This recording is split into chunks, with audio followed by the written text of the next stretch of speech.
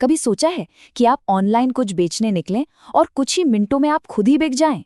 ये कहानी एक ऐसे ही डिजिटल जाल की है जहां एक छोटा सा क्लिक आपकी जिंदगी भर की कमाई को पल भर में राख कर सकता है। 1,90,000 रुपए।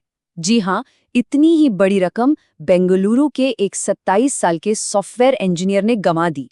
और जानते हैं क्या बेचने के चक्कर में? बस एक पुराना एयर कूलर। सिद्धार्थ बस 5,200 रुपए में अपना एयर कूलर बेचना चाहता था, पर उसे जरा भी अंदाजा नहीं था कि यह छोटा सा सौदा उसकी जिंदगी की सबसे बड़ी गलतियों में से एक बन जाएगा। आइए इस पूरे धोखे की परतों को खोलते हैं ताकि कोई और इस जाल का शिकार न बने। तो चलिए अब इसे स्टेप बाय स्टेप समझते हैं कि आखिर ये इतना खतरनाक स्कैम काम कैसे करता है। तो कहानी शुरू होती है एक ऐड से। सिद्धार्थ ने 5,200 रुपए में कूलर बेचने का ऐड डाला। कुछ ही मिनटों में खरीदार का फोन आया जो बिना मोल भाव किए तुरंत पैसे देने को तैयार हो गया। पहले तो उसने भरोसा जीतने के लिए 5 रुपए का एक क्यूआर कोड भेजा। सिद्धार्थ ने स्कैन किया, पैसे आ गए, भरोसा बन गया। फिर असली खेल शुरू हुआ। 5,200 का दूसरा कोड आया, लेकिन इस बार स्कैन करते ही पैसे आने की जगह अकाउंट से कट गए। स्कैमर ने कहा अरे टेक्निकल प्रॉब्लम हो गई और रिफंड के नाम पर और कोड भेजता रहा और हर बार सिद्धार्थ के अकाउंट से पैसे कटते रहे। जब तक उसे ये धोखा समझ आता उसके खाते से 1.9 लाख रुपए उड़ चुके थे। अब सवाल ये उठता है कि ऐसा हुआ कैसे? क्यूआर कोड तो पैसे लेने के लिए होता है ना? बस यही वो सबसे बड़ी गलतफहमी है जिसका फायदा ये धोखेबाज उठाते हैं। तो एक बात बिल्कुल गांठ बांध लीजिए, क्यूआर कोड हमेशा और हमेशा सिर्फ पैसे देने के लिए मतलब पे करने के लिए होता है। पैसे लेने के लिए यानी रिसीव करने के लिए आपको कभी भी कोई कोड स्कैन करने या अपना यूपीआई पिन डालने की जरूरत नहीं पड़ती। ऐसा कोई सिस्टम बना ही नहीं है। एक नियम याद रखिए, पैसा पाने के लिए कभी पिन नहीं डालना पड़ता, बस। और ऐसा नहीं है कि ये सिर्फ एक ही बार हुआ हो।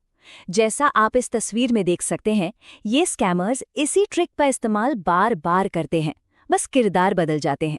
यहाँ देखिए, एक धोखेबाज खुद को सीआईएसएफ का अफसर बता रहा है। ये एक सेट फॉर्मूला बन चुका है। देखिए, ये सिर्फ एक टेक्निकल फ्रॉड नहीं है, ये एक दिमागी खेल है, एक साइकोलॉजिकल ट्रैप। चलिए समझते हैं कि ये स्कैमर्स हमारे दिमाग के साथ खेलते कैसे हैं। उनका सबसे पहला हथियार है अथॉरिटी बायस। ये हमारी वो आदत है कि हम किसी अधिकारी या वर्दी वाले की बात पर ज्यादा आसानी से और जल्दी भरोसा कर लेते हैं, और स्कैमर्स इसी का फायदा उठाते हैं।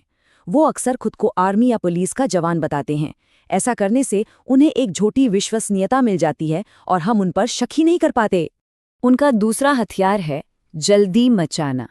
मतलब वो आपको सोचने का, समझने का मौका ही नहीं देंगे। वो ऐसी सिचुएशन बना देंगे कि आपको लगेगा अगर अभी एक्शन नहीं लिया तो कोई बड़ा नुकसान हो जाएगा। यहाँ तक कि OLX खुद इस बारे में चेतावनी देता है। उनका कहना है कि धोखेबाज अक्सर जल्दी जल्दी लेन देन करने का दबाव बनाते हैं ताकि आप बिना ठीक से जांच किए कोई कदम उठा लें। वो जानते हैं कि अगर आपको सोचने का टाइम मिला तो आप उनकी चाल पकड़ लेंगे।